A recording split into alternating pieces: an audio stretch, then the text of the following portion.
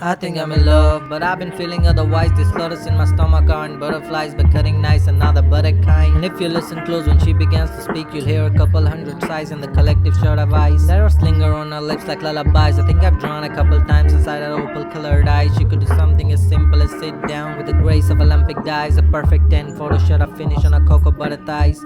Catch her wearing loose pajamas on a Sunday, and she'd overshadow any supermodel on a runway. When she wakes up in the morning, she smells like vanilla essence and the bittersweet recollections of your adolescence. Summer camp and piano lessons, a present your garden birthdays, orange creamsicles and double plays on first base. And walk past her in the halls, and if your shoulders feel the slightest brush, you might melt a liquid gold, the lightest kind of Midas touch. I've seen the way she drinks espresso during classes, reshapes a paper cup into an emerald-covered chalice, sugar packets pouring crystal snap, origami cranes, sending gorgeous glances to me her Giorgio Armani frames.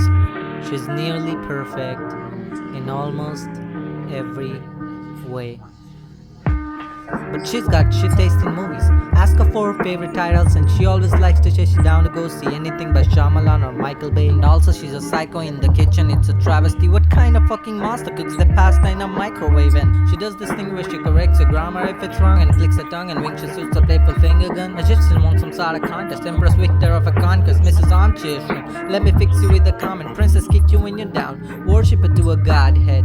It seldom happens that she listens to my voice and doesn't chime in quick with unsolicited advice. An unapologetic tyrant, a passive-aggressive rivalry. Ask her a question to catch a handful of sass and irony, and trust me, really, she's just the worst at board games. Debates about the rules like legislators at a court case. Stamp us with the skills of justice, wielding pencil as a gravel. Once I even caught her cheating while she kept the score in Scrabble. She's a fucking record checkers, plays Monopoly sloppily, always bringing up disputes in games of trivial pursuits. Sucks at battleship and risk, she fights better hand to hand. I don't even get me started about how trashy is that Candyland.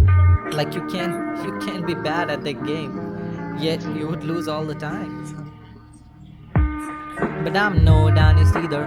Fashion sense abysmal. I've got two Nirvana t-shirts that I wear to formal lounging, and I've never owned a cardigan. Catch me buying cargo pants at Target from the bargain bin. Drink milk, sit on the card and use my hands to scoop out margarine. Breakfast table etiquette makes up our morning arguments, and I'm not a glass half full kind of guy.